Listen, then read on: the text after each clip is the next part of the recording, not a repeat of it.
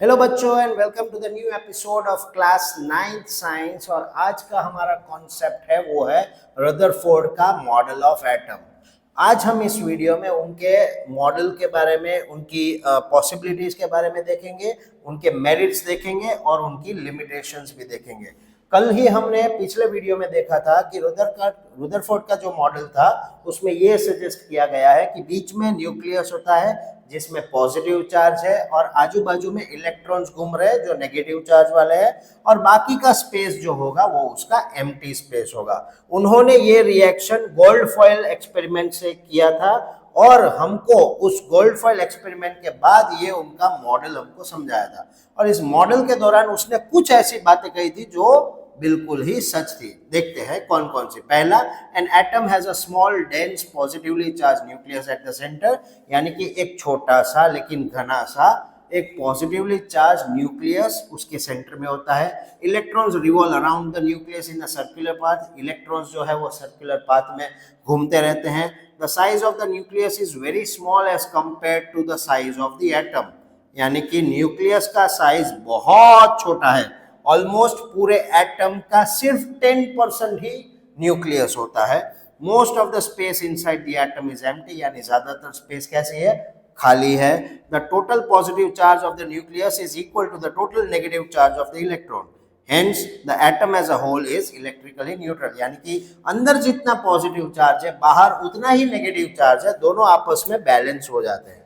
चलिए देखते हैं उसके मॉडल के मेरिट्स को। It introduced the concept of a small dense positively charged nucleus. Nucleus का इन्वेंशन यहीं से हुआ। It explained the empty space in the atom. empty space के बारे में भी हमें पता चला और उसके स्टेबिलिटी को वो एक्सप्लेन कर पाए।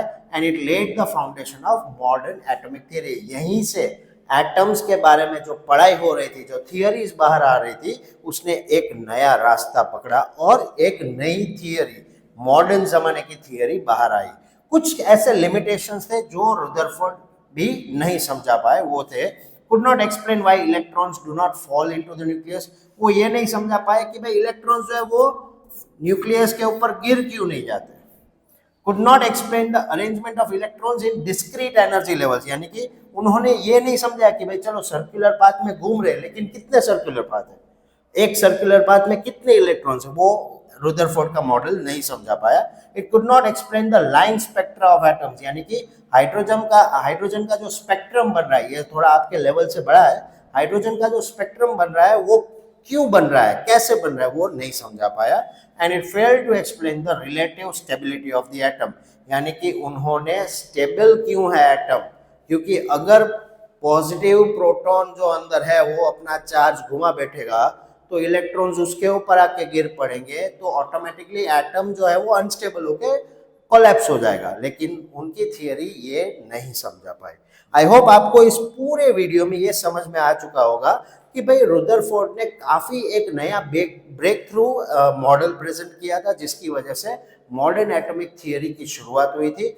लेकिन इसके आगे जाके it was the model which has great step forward from Thomson's model, यानी थॉमसन ने जो 1897 में जो मॉडल दिया था उससे कई आगे रदरफोर्ड ने सोचा और दुनिया को एक नई दिशा दिखाई।